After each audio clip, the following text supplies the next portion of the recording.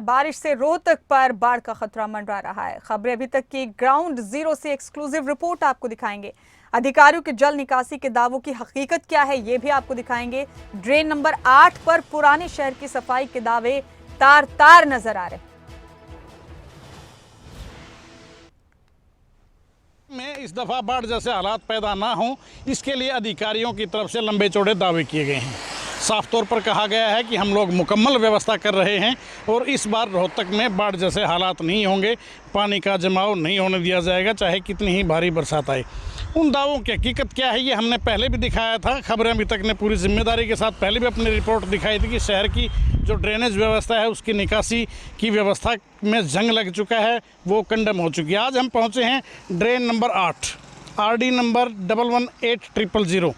ये ड्रेन मुख्य रास्ता है जहाँ से अगर बरसात होती है तो उसको पानी को शहर से बाहर फेंका जाता है और उसको इसी ड्रेन के ज़रिए शहर से बाहर किया जाता है, शहर को डूबने से बचाया जाता है। कहा गया है कि ड्रेन की सफाई कर दी गई है। लंबे चौड़े दावे किए गए हैं कि ड्रेन के ज़रिए अगर कोई व्यवस्था होती है ऐसी कि भारी बारिश आती है और पानी जमा होता है तो ड्रेन के ज़रिए उसको बाहर निकाला जाएगा। ड्रेन की हकीकत क्या है सफाई की वो हम बताएंगे। ये नेशनल हाईवे नंबर 9 पर फ़िलहाल हम लोग मौजूद हैं।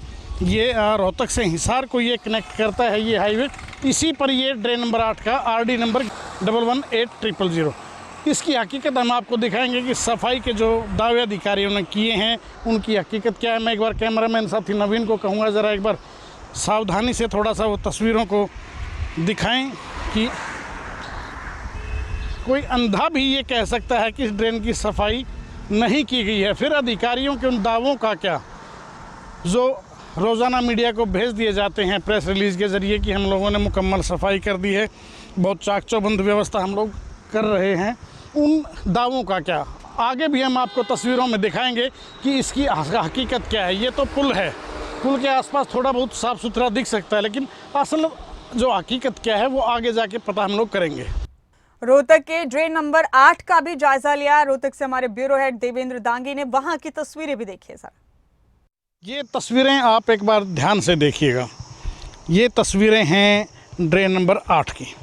ये देखिए कितनी सफाई है कितनी नहीं है। अधिकारियों के जो दावे हैं उन दावों की ये हकीकत है। जिन दावों में कहा गया है कि सफाई करवा दी गई है, रोहतक को नहीं डूबने दिया जाएगा, हम लोग जल भराव नहीं होने देंगे। अगर निकासी ही की व्यवस्था ठीक नहीं होगी तो जल भराव तो होगा।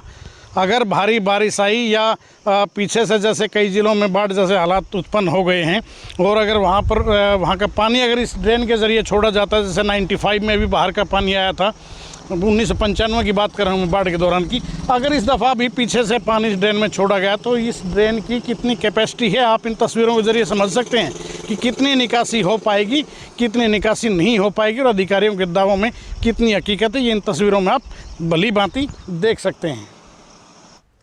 इस बीच रोहतक से ही एक और बड़ी खबर ये भी है कि यहाँ तमाम साफ सफाई के दावों की पोल भी खुल गई। इसका भी जायजा लिया हमारे साथी।